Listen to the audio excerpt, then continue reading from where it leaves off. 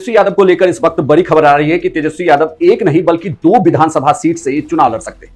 तेजस्वी यादव राघोपुर के अलावा फुलपरास की विधानसभा सीट से भी विधानसभा चुनाव में हाथ आजमा सकते हैं। ये कहा जा रहा है चूंकि राघोपुर से अगर प्रशांत किशोर जनसुराज के उम्मीदवार होते हैं और नित्यानंद राय को लेकर भी चर्चा है कि बीजेपी उन्हें चुनावी मैदान में उतार सकती है, तो तेजस्वी यादव इसके लिए फुलपरास की सीट से विधानसभा चुनाव में हाथ आजमाते हुए दिखेंगे। ऐसा पहली बार होगा जब तेजस्वी यादव दो विधानसभा सीट से चुनावी मैदान में उतरेंगे। एक राघोपुर होगी और दूसरी फुलपरास। फुलपरास की सीट पर फिलहाल जेडीयू वहां चुनाव जीती हुई है और इससे पहले ये सीट कांग्रेस पार्टी के पास थी, लेकिन कांग्रेस पार्टी से ये सीट आरजेडी अपने पास लेने वाली है और आरजेडी यहां पर तेजस्वी यादव को ही उम्मीदवार बना रही। ये सीट जो है वो झंझारपुर लोकसभा क्षेत्र के अंतर्गत आता है, जहां से फिलहाल नित्यानंद राय सांसद है। तो एक और बीजेपी के नेता नित्यानंद राय जहां राघोपुर जाएंगे तेजस्वी यादव को घेरने के लिए, वहीं ये कहा जा रहा है कि तेजस्वी यादव अगर पूरी लड़ाई राघोपुर में फंसती है तो तेजस्वी फुलपरास की सीट से खुद की विधानसभा चुनाव में दावेदारी पेश कर रहे हैं। ये कहा जा रहा है कि आरजेडी तेजस्वी यादव को 2 सीटों पर चुनावी मैदान में उतारने जा रही है, एक तो राघोपुर और दूसरी फुलपरास। फुलपरास की सीट इसलिए भी महत्वपूर्ण हो जाती है क्योंकि यहां से पूरे मधुबनी क्षेत्र पर